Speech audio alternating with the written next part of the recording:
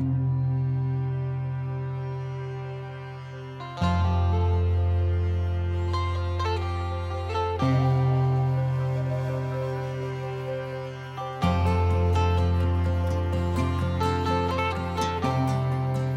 Island was very special. It sort of began about 200 over years ago, and it was a place that was opened up for all the communities of the world. And someone who came there about a decade or so after it opened was just amazed at the most varied colors, cultures, languages that he found in this particular place. So that particular special flavor, sometimes in many places in the world, is lost over history.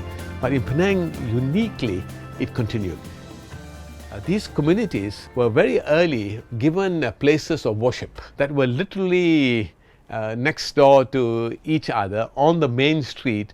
So you found the remarkable things like the St. George's Church, which was more linked with the Protestants, and next door to it was the Cathedral of the Assumption, which was with the Catholic Church. And then the Chinese community, with all their different dialects, they moved in. A Chinese Goddess of Mercy temple, and further down, several other Chinese clans and their temples, and then a magnificent mosque that the Cholias were associated with, who came from South India, who were Muslims. And then you found Hindu temples and a mosque from Aceh.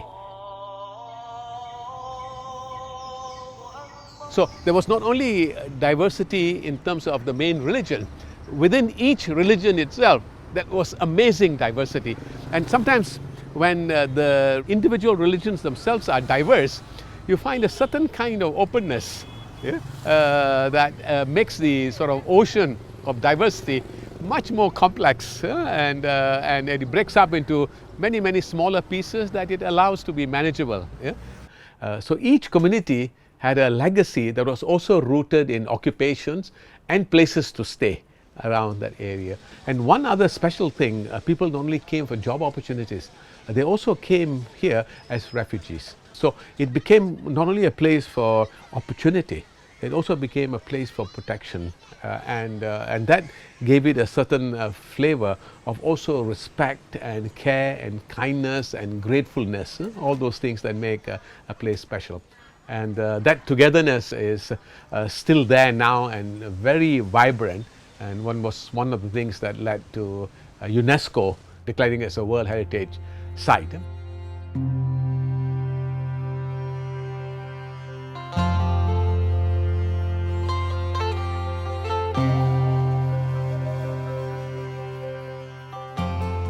I grew up in that street with the temples, the churches, and you grew up with the mosques, and you grew up with the call to prayer, you grew up with the bells, the drums, all the cultural celebrations, and I was just surrounded by them. And it made me someone who felt very comfortable with diversity. And so how is it that we're not really maybe celebrating such a great strength? We have this wonderful asset where we have these 2 centuries of harmony, and I think it would be wonderful to celebrate it as a street of harmony. And one of the frameworks that we had was taking all the common values of different religions, and central to that, we took the golden rule.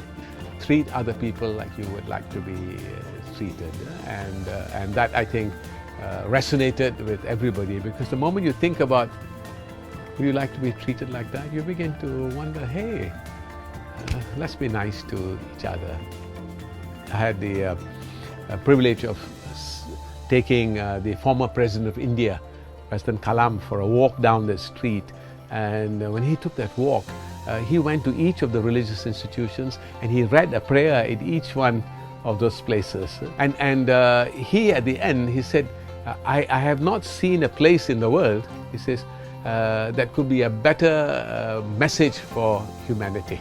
That all these different religions, their sounds, their thoughts are all living side by side, spreading what would be the common values of religions.